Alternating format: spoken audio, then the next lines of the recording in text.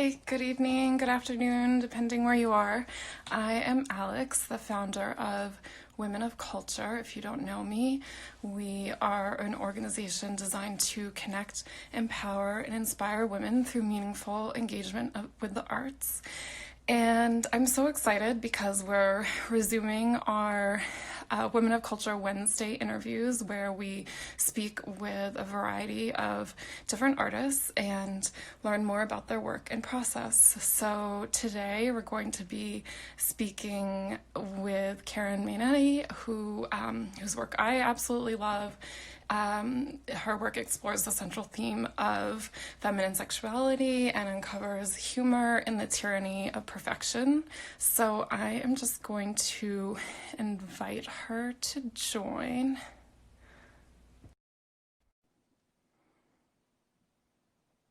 She'll be with us in just a second. I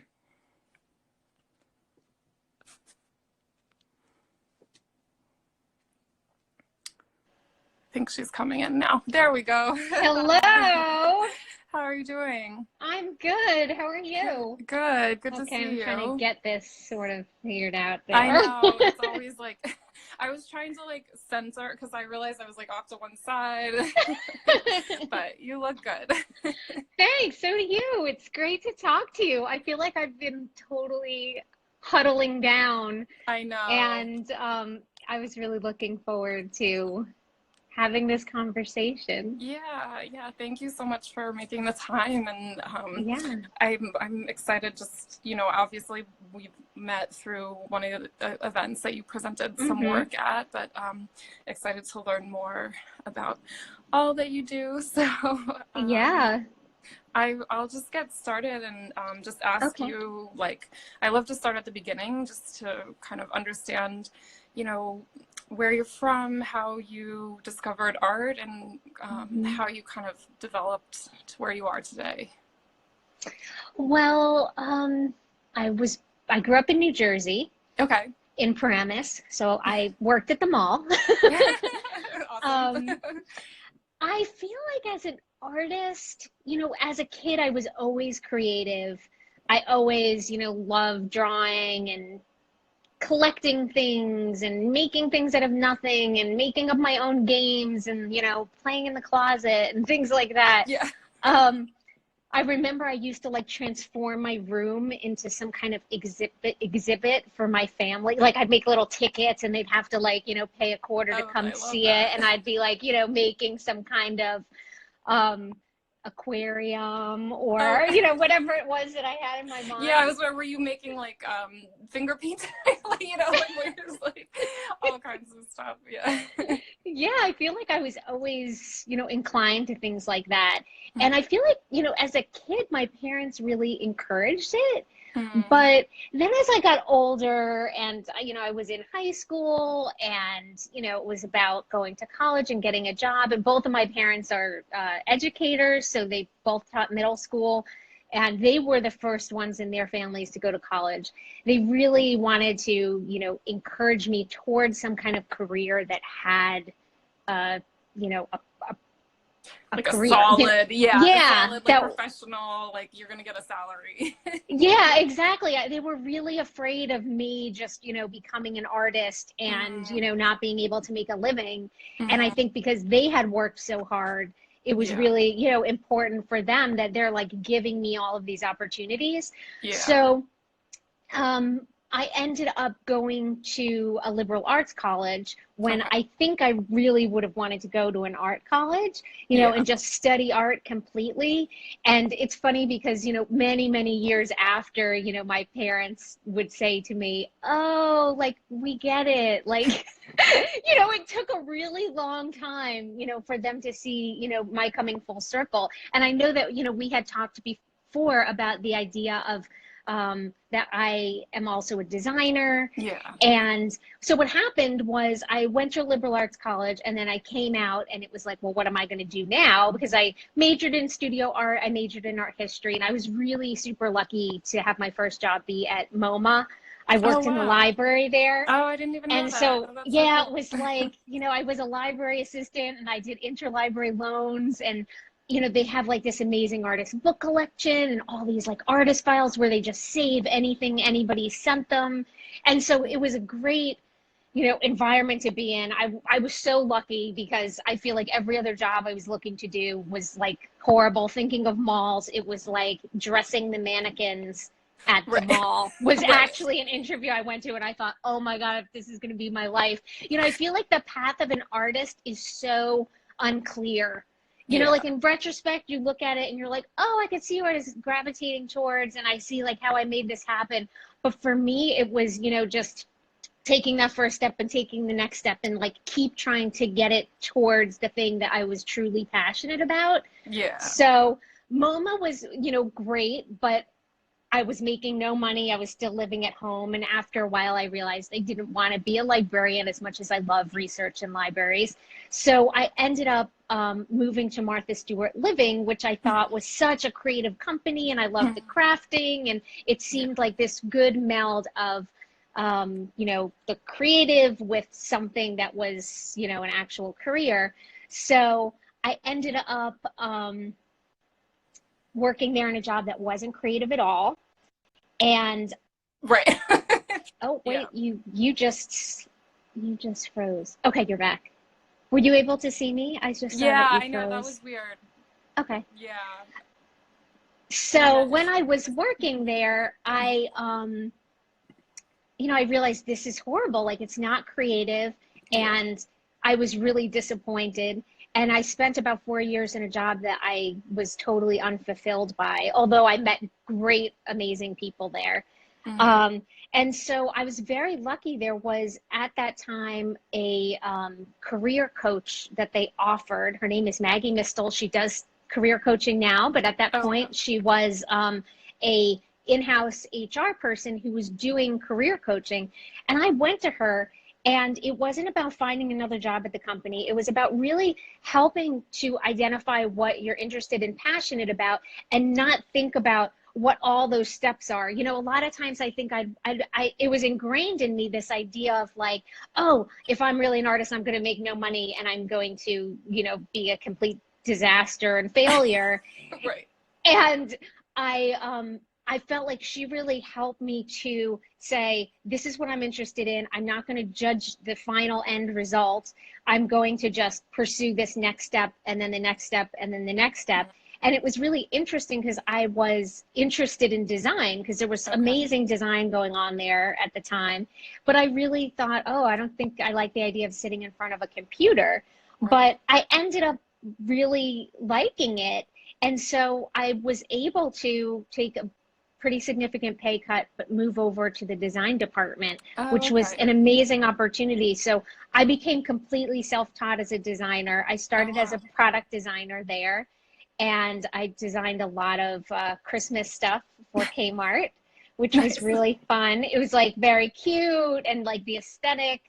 Um, and I think, you know, a lot of Martha Stewart influenced some of my like design aesthetic and like the clean kind of Mm. I feel like there's something about the aesthetic that's just really um, like friendly and sort of Hmm. a touch of feminine, Right. and you know, all of the domesticity of it. So Hmm. at the time when I first became a designer there, I was like, oh my God, this is incredible. And I felt fulfilled. But then as I started doing it a little bit, I realized, oh, I can't just do anything I want. This isn't really creative. This is about like working within a Right. brand Right. and a price point and all of those things. So I ended up just making work on my own. Mm. So, and a lot of it was influenced by photography at Martha Stewart, of like all of these like perfect desserts and meals that you could make. And I Right. was really interested in all of that stuff. And it's interesting working there because there was such an idea of achieving perfection and Yeah. everything being really harmonious and well done and done right. And I think that the type of person that worked there was Hmm. very much similar to me in being Yeah. perfectionistic Yeah. and, you know, wanting all of that stuff to be, you know, in its place. So it was really interesting how working there and really starting to make, for the first time since college, my own work dovetailed in terms of like ideas I was having about, you know, how women are portrayed, how, you know, expectations I felt like I was supposed to live up to. And then, you know, Martha Stewart and, you know, some of the what would you call them, like paradigms for, you know, being a woman that she put forward, you know, in her magazines and products and things. So I feel like that was really my path to becoming an artist, was, you know, sort of always wanting that.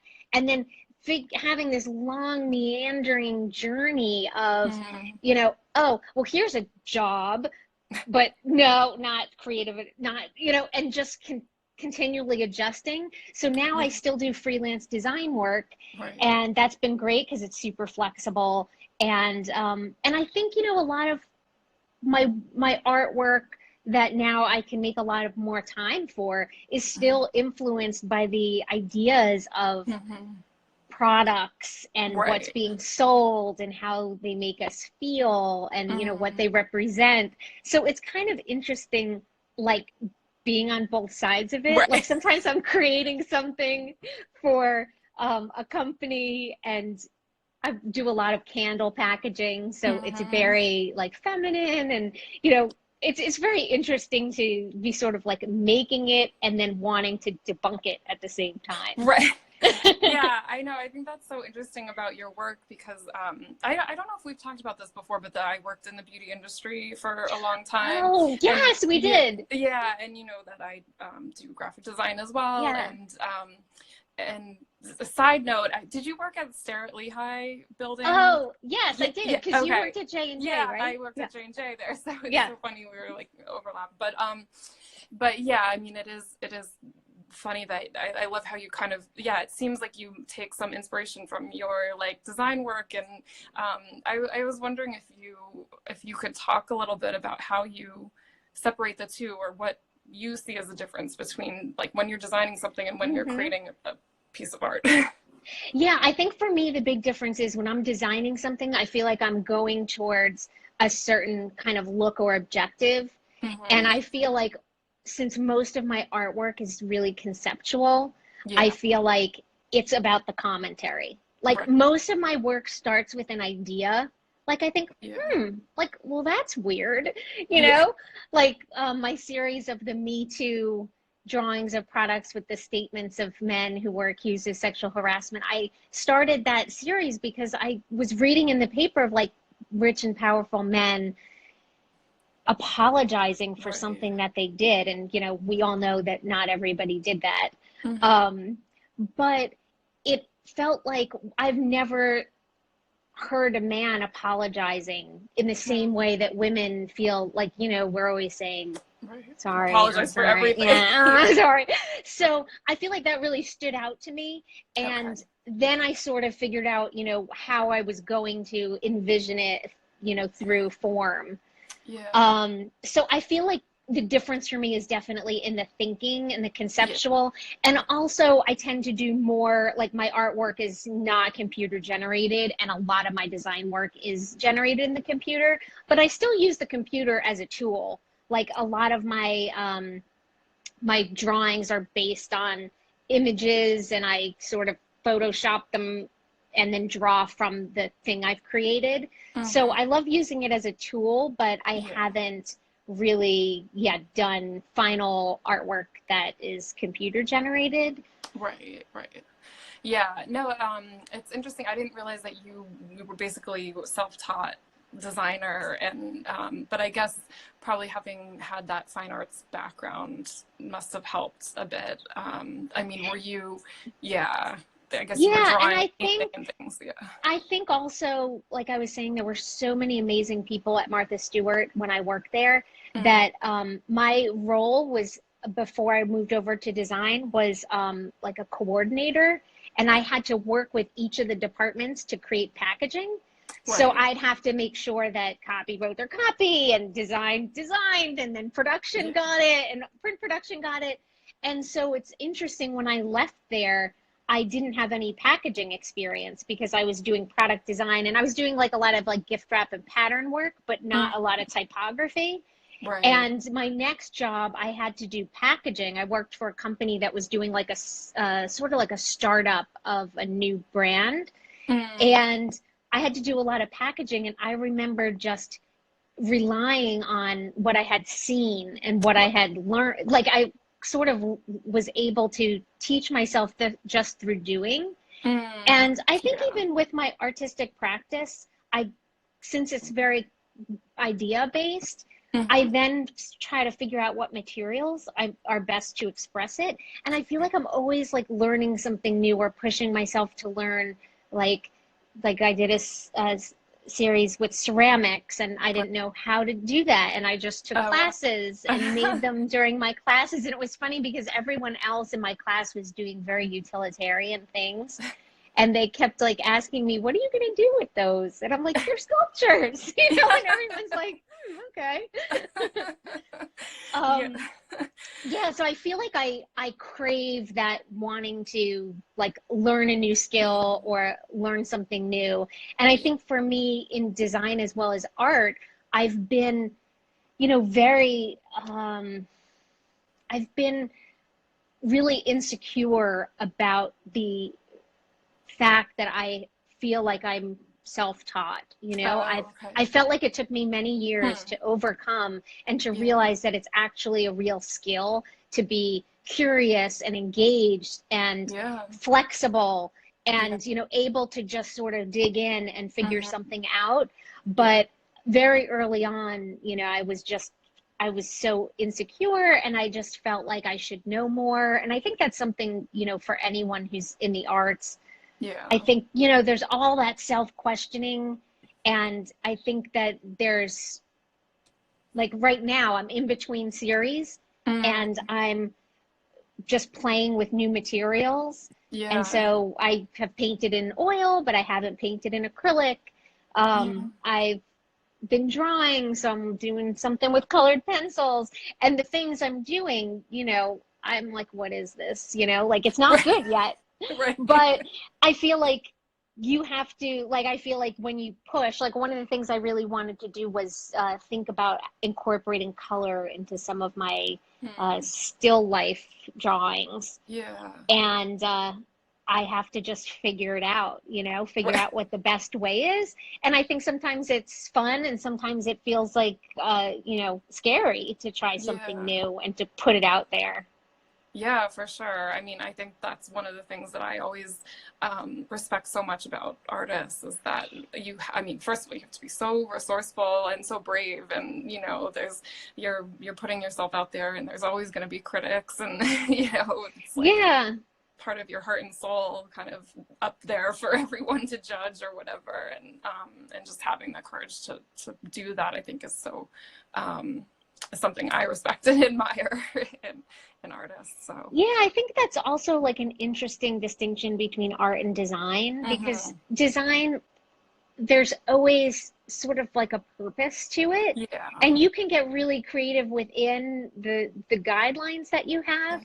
But I never feel if somebody doesn't like my design, I never feel it so personally the way that I right, do with my visual art. right, I mean, for and sure. I can still say like I get it, it's not your thing with my visual art, Yeah, but when you present like a series for the first time or something you haven't done, it feels like you're just bearing your soul. yeah, for sure. And yeah, it's really, I feel like that to me doesn't really get easier. Whenever it's something new, it always Yeah, feels really scary. But at the same time, I think like it's important to keep pushing, for sure. and to not get caught in the loop of doing the same thing Yeah, and evolving. And I yeah. think there's always that scary part of that process, right? Yeah, yeah. No, I mean, I like to talk a lot about how like we as people and non-artists can learn so much from artists because that is one thing that artists have to continually do, and like you can't just do the same thing over and I mean some people kind of do, but eventually that's boring for you and boring for other people. and Hmm. you've got to keep pushing your boundaries and kind of continuing to be resourceful and continuing to learn and grow, and that's so important in life in general too. So Yeah, yeah, I totally agree. I think it's like, the idea of being open to other things and like letting the happy accidents occur. Like somebody who tends to be really regimented. right. Um, like one of the new things I want to try to do more in my work is incorporate more of the process. I Mm, tend to sort of like figure something out and then execute right. once I've landed on it. And I really love seeing the process in other people's work, like for some reason it's hard for me, but I think that seeing someone's evolution and seeing how something's made and how it happens, for visual artists, I Mhm. think it's interesting to look at from just a materials point of view, but Right. for people who aren't visual artists, it's so cool to be able to see sort of how something is made, Yeah, for and sure. like You get how. a Yeah, like you get a new appreciation for how difficult it is too when you see like all the work that goes into it. So Yeah, like from a craft point of view. Yeah. yeah. I was curious because you mentioned kind of being a bit of a perfectionist, I think, and then Hmm. a lot of your work deals with this. I think you phrase it in the tyranny of perfection, but Yeah. and so I was curious if you could talk more about your relationship with Right. perfection. Yeah, I think that for me as a woman, I've always felt, and as a girl, I Yeah. grew up with a brother, and I always felt like the standards were different for him than it was for me. Right. And I think as I got older, I got more and more interested in what that was about, because I would see that it affected my confidence. It affected, things about my body image, things Yeah. that I felt like when I looked at men, it seemed like they weren't, having to deal with. Yeah. So I think it's interesting in my work that the process sort of matches the Yeah. topic Right. that I'm dealing with. Like I remember a really early piece that I did.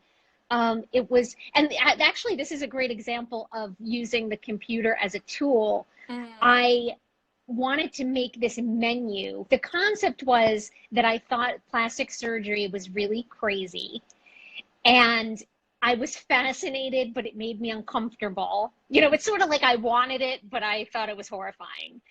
And so I got really into researching all different kinds of plastic surgery. And I got the idea of making like this really fancy looking menu in calligraphy kind of typeface that talked about like the appetizers would be like Botox, right. and like the main course would be like your full on facelift. And for each one, I created these really funny descriptions, like based on food descriptions, to Mm, make them sound kind of like elaborate. And yeah. I ended up designing it in Illustrator, and then I printed it out, and then I used this method of like carbon paper. Okay. So I was tracing it through something I had designed in the computer, but I couldn't see what the tracing was doing on the paper because everything needed to be aligned. So it Right. was basically, I was like blindly tracing and like wanting it to be really perfect, but not knowing what the result was. And I remember thinking, like in that moment, I was like, this process is so perfect for this because it's like the idea that, you need to fix all of these things about yourself.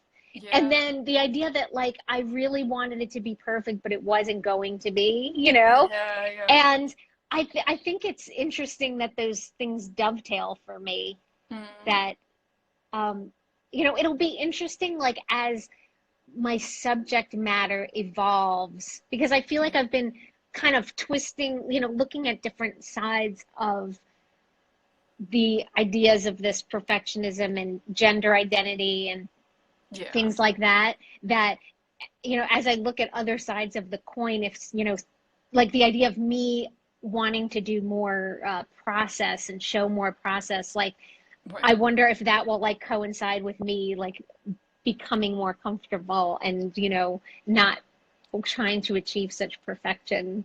Right. Yeah, feeling like that's a standard for me. Yeah. No, it's interesting because I mean, I think also from my design background, knowing how much like perfection is encouraged in the design world, and and really having to kind of have to be a perfectionist to be, in a way, a good designer to some extent. And then but then also the way that at the same time your work kind of makes fun of that perfection. So it's really interesting, like kind of contradiction, but it's really cool. So I was curious also about like at what point you started getting interested in this idea of like, especially the theme of female like sexuality and desire and those subjects as well. Well, I think that body image was something I was always really uncomfortable with. So I actually have like an early series that I don't have on my website anymore that was based on these silhouettes of they were basically like silhouettes of women from porn magazines that I was cutting out. Right. And then I was like doing things with those silhouettes. And I think for me, like during adolescence, I really had trouble with like the changes that were happening in my body. I was overweight. So I always felt like as a woman that I could never really get beyond like what happened, those transitions of being a child, where like I always had trouble like with like I remember being in college and I had lost weight and seeing an image of myself and like not being able to reconcile that was me, like because I had such a different impression of myself. Right. So I think for me, body image was always something that I struggled with, and I tried to express it in my art, some of my early work. And then I think that kind of led to the plastic surgery and led to the ideas of what was it in society that was actually causing me to feel like this.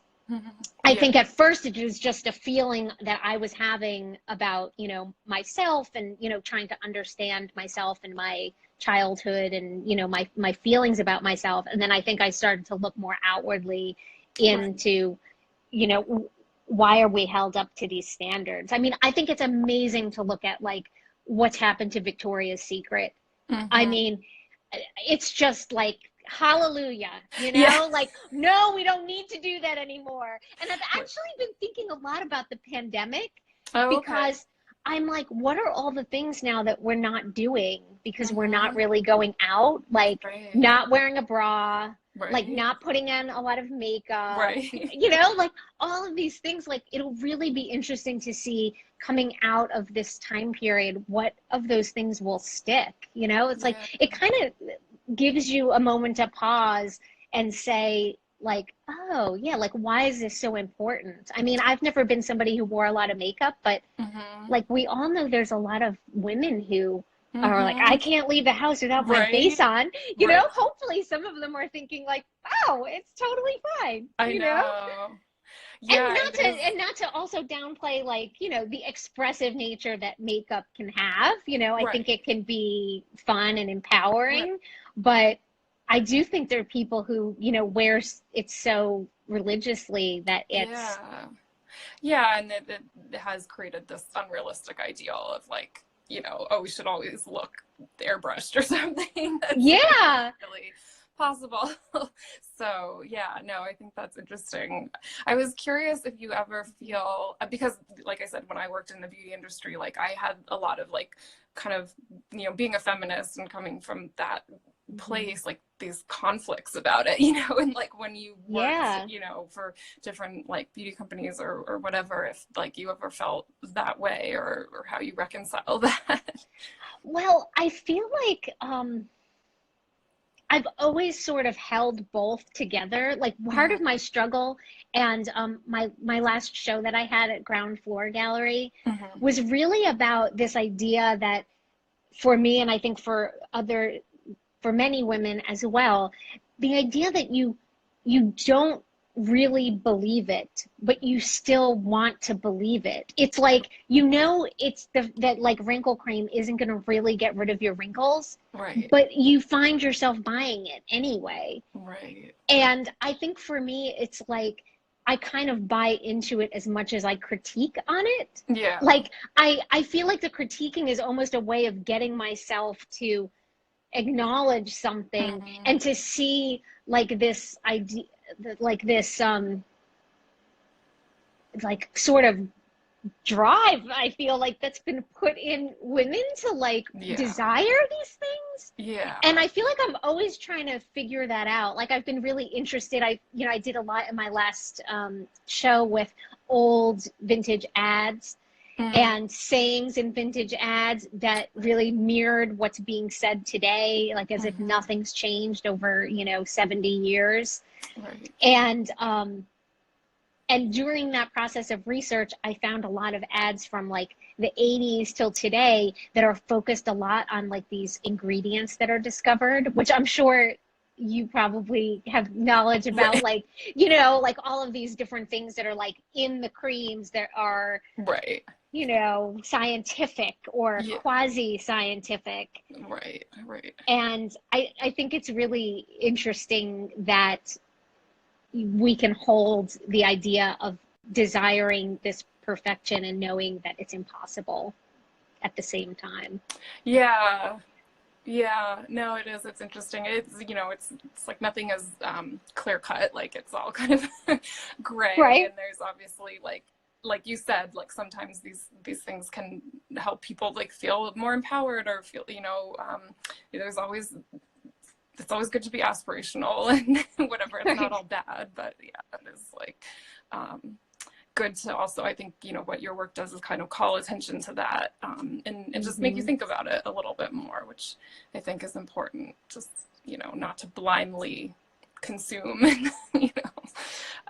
So I was curious also about just how you kind of made that transition from being like a designer to, and I know you still do graphic design, but kind of then putting a stake in the ground and saying, okay, now I'm creating art, and how did you kind of move to that from design? I think, I don't know if I already said this, but I think that it's an outlet for what can't be expressed within design. Yeah. For sure. Right. Like I always joked and I said, whatever comes out on this candle pack, whatever can't go on a candle package is what I'm focused on in my artwork, Right. But I think also like there's this interesting, I don't know if this is really answering the question, but I just thought about it. I feel like there's this interesting overlap between like what is considered fine art and what is considered design, and design having a more lowly position than art. And there have been times when I'm pursuing work where I've almost had to get myself to, embrace that design side and let myself go there and feel that it's worthy. Like I remember years ago, I went to the Robert Indiana show at the Whitney, and his work is really graphic, and all of the paintings, are just like solid color areas and really graphic in nature. And I went to that show. I mean, it's rare for me to go to a show more than once. Like I have to be really into it, and like I kept going back there and like looking at the paintings, and it was like so seamless and so clean, and it was like, how did he do that? And I felt like my next series I did these paintings that were really flat and really graphic, and it was almost like I needed to see that to let myself go there and to feel like I could indulge myself.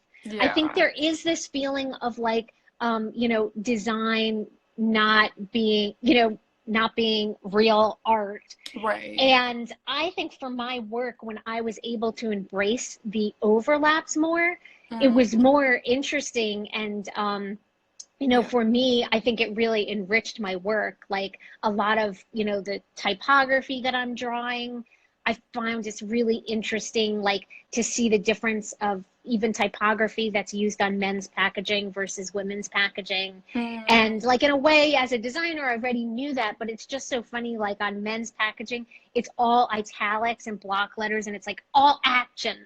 Right. You know, like Right. everything is sort of the same. Yeah. And then, you know, on women's packaging, it's like serif typefaces and, Mhm. you know, like I feel like when you spend time actually drawing for hours, things like that, you Right. sort of absorb it in a different way. Yeah. And I think that maybe part of the difference between the design and the art is really, you know, like the thoughts and what you're trying to communicate, you know? Like I feel like I'm trying to communicate something larger than just the thing itself. And Yeah. sometimes I just try to almost reproduce the thing itself because I feel like it's so good, like I can't even make it up. Like it's so funny already, you know? Right. Like skin caviar cream Yeah. that's worth $800. It's like I really can't come up with something better than Right. that, you know? Yeah. Yeah, that kind of makes me think of another question that I had about just what do you feel like there's a specific message that you are trying to convey through your work? I mean, and is there something that you want people to like think or do or, you know, feel when they experience your work? I think I'm really hoping that people, when they view my work, they really are able to, like, whatever it is that I'm commenting on, I really hope that they sort of never look at that thing the same way again. Mm. You know, that I permanently change how they think about something that they wouldn't have otherwise noticed or thought of. And I feel like that's why I think that my choice of materials and how I make something has a lot to do with, you know, hopefully how successful it is in getting someone to see that.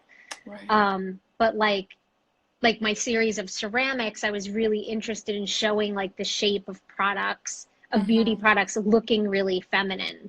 Right. And if you take off all the packaging and everything, the shape feels like a women's product. Right. And so it felt like it was really important that that was sculptural because it was an investigation into the shape. Right. But yeah, I hope that, you know, people then notice things that they hadn't noticed before. Yeah. Yeah, I was curious if you, you know, have experience with the way men receive your work and if it, you know, resonates with them. Yeah, I feel like men are really like good sports. Yeah. I feel like, you know, because I've done like gallery talks and every year I participate in Gowanus Open Studios.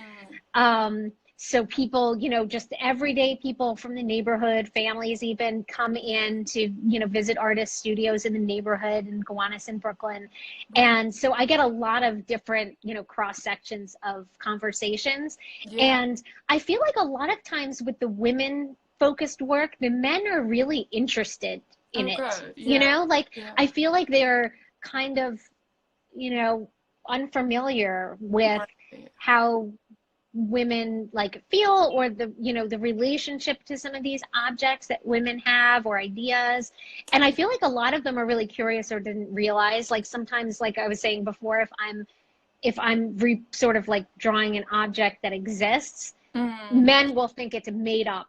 They think it's all made up. They can't believe it. That's so funny. You're like, nope. This is, Yeah. And the is women, you know, the women know, like even with the ceramics, like women will be like, oh, is that a Clinique? Like they can tell the shape, and the men, you know, would have no idea. Right. But even with the Me Too drawings, which are really a critique on men, I feel like most men are, you know, they think that they're funny, they appreciate the sentiment, and I think particularly with that series, when I did it, it was so of the moment that people were really appreciating it. And I remember that open studios that I showed that work for the first time, people were like, thank you for making this. Oh, God. Like, or I feel uplifted, like this is funny, I feel uplifted. Yeah. So I feel like it's so nice as an artist when people like just get your work immediately and understand the message. And, you know, like in my case, I think it's best if somebody finds it funny. You know, like if I see someone looking at my work and then they chuckle, like usually it's like they sort of like taking it and looking, and then if they chuckle, I'm like, Oh, Yeah, they like got that's it. the Yeah. perfect response. Right. That's awesome. Yeah, no, I love that. It is, you tackle some kind of serious subjects, but make it light and Oh, yeah, keep yeah. the wit. Yeah. Yeah, thanks for saying that because Yeah. I really do feel like one of the things I'm interested in doing is making work that like conveys that message but isn't too polarizing. Because Yeah. I feel like sometimes like really overtly feminist work, like sometimes it can be off-putting for men, and Right. I do like that idea of like you sort of look at it and at first you're not sure what it is and then you kind of come to it as opposed to it like hitting you over the head. Yeah. Yeah. No, it definitely Yeah. makes you think. So yeah, Yeah. that's good. Yeah, and I um, think that humor is, a good way. Like humor yeah. allows you to do that. One to Yeah, do for that. sure. Yeah. For sure. I was curious. I know we already talked for a while. So we could go on forever, but I know this is really really fun. I know it's great to learn more about you. I didn't know if there's like anyone that particularly inspires or influences your work. Um, I mean, I have a lot of artists that I Yeah. like. Yeah. Most of the artists I like are dealing with ideas of like gender or identity. Yeah. Um, work in lots of different mediums. Like I really like Glenn Ligon. Mm, He's one of my favorite artists. Um, yeah. I lately though I'm really interested in still life. So I've been Oh, okay. looking at artists that are sort of informing that. Like one of the artists, I don't know if you know him. One of the artists I've been looking at lately is Matthew Brannon. No. He's very, some of his early work almost looks like design work. Oh, It's okay. very graphic, Yeah. and usually there's like some sort of sentiment or something that sort of titles it. Mm, Um, but um, oh, what was I going to say about him? Oh, yeah, that with the still life, I feel like I've been getting really interested in him because he has this really kind of clean graphic reproduction of objects, okay. and they're really infused with a lot of um, thought behind them. Hmm. And his technique is really crazy. He does like screen prints with tons of colors in an edition of one. So he does like all of his work on screen printing, and then like the final thing is just Just one one. print. Wow. Yeah, it's Okay. very cool. Interesting. And then another artist I've been looking at is Becky Suss. Okay. She's a young artist Mm. that does a lot of work with interiors, Hmm. and there's lots of pattern and again very graphic representation of interiors, and she does big paintings. And I remember the first show of hers I went with like a friend and her daughter, Okay. and they're almost life size, so we took photos of the daughter in front and she looked like she was in the space, Oh, like wow. because they're very like the perspective is almost like warped in a weird way, Yeah. like it's not photorealistic, but it's like it kind of looks like an interior, so it's very cool. So I'm kind of like looking into these artists that do things with objects in still life, and thinking about ideas behind like the domesticity. I'm sure being cooped up at home for a Right. long time now has gotten me on that topic. Yeah, for sure. Yeah, no, I have to check them out. I'm curious if, yeah, you said you're in between series, and if there's anything that you're working on or thinking about. Yeah, I think Yeah. it's really this idea of still life. Okay. Um, I'm interested in like the idea of like not just drawing or painting one object, but creating like an actual, bunch of objects together, like a Yeah. still life. And I feel like I'm really interested in historically like the symbolism behind things that were painted and what they meant. So I feel like I want to like create some sort of story that's Mm. going on within what I'm drawing and have like the relationships between the objects contribute something to the total impression of it. Okay. So I don't know what medium I'm using. I'm playing with acrylics. Cool. You know, I'm playing around with new materials, Yeah. but yeah, it's kind of hard, you know, like Right. I feel like prior to the pandemic, I lost my father at the beginning of the year. Oh, I'm sorry to hear that. Thank you. So it really had me like looking inward in a new way. Mm. And then everything with, you know, what's happened lately had me looking inward. So I feel like the idea of like the meaning of things, whether it's personal meaning or societal meaning, I feel like that's all really interesting to me right now, like sort of how I fit or what things like have meant to me historically or what they mean now. Yeah. Um, Yeah. so I feel like I'm less like looking at the advertising Mm-hmm. side of things and more Right. about maybe what things mean personally or what things mean like in a larger way. Yeah. Yeah. That makes sense. No, yeah, that's interesting. I mean, I think yeah, there's been a lot of societal changes that obviously like have, you know, a big impact. So, do you think like you'll still be looking sort of at the feminine aspect and the I think probably. yeah, I yeah, think probably, but yeah. yeah, I feel like I've had a lot of interest in nature as well Okay. because I think like I live on the Lower East Side and Right. it's like it's been so quiet Yeah. and you know it's like there's no traffic and there's no honking and Right. so I've gone out to walks by the East River and I've been like hearing the bird calls and looking Right. at the bird, you know, like I feel like there's been all of these things underneath Mm, you know, the rhythm, the normal rhythm of the city that I feel like I've been noticing. So I feel like, you know, in many ways I'm looking at things really differently and I feel like I'm interested in exploring that. hmm.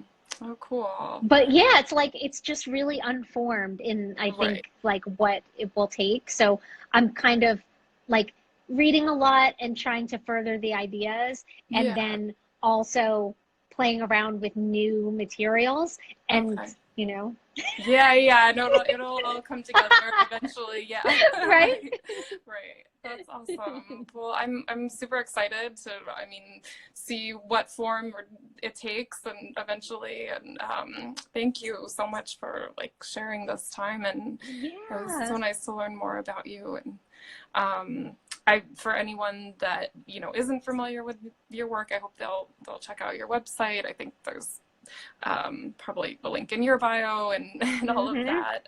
Yes. KarenMainetti.com Yeah.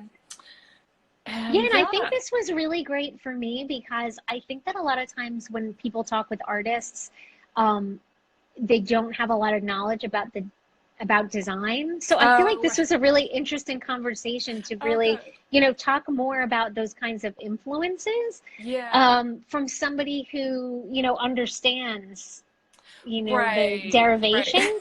yeah, Because yeah, I think yeah, back to the high art, low art thing. I think that people shy away from that, and hmm I think it's you know for me and my work, I think it's been like a rich area of exploration. So it's been really fun, you know, yeah. I mean, I think it's delving funny into how that. like you know I think part of the reason I love your work too. I mean, many reasons, but one of the reasons also because I can see your graphic design like influence, and Mm, I you know obviously love graphics, so that's yeah, really cool. But well, thank you again, yeah. and Thank you for best of having me. yeah, best of luck with everything, and hopefully I'll see you in the city again when we can you know, Yes, do all that in I'm person. looking forward to it. Okay. Okay, Have a good night. bye, bye, Bye. everybody.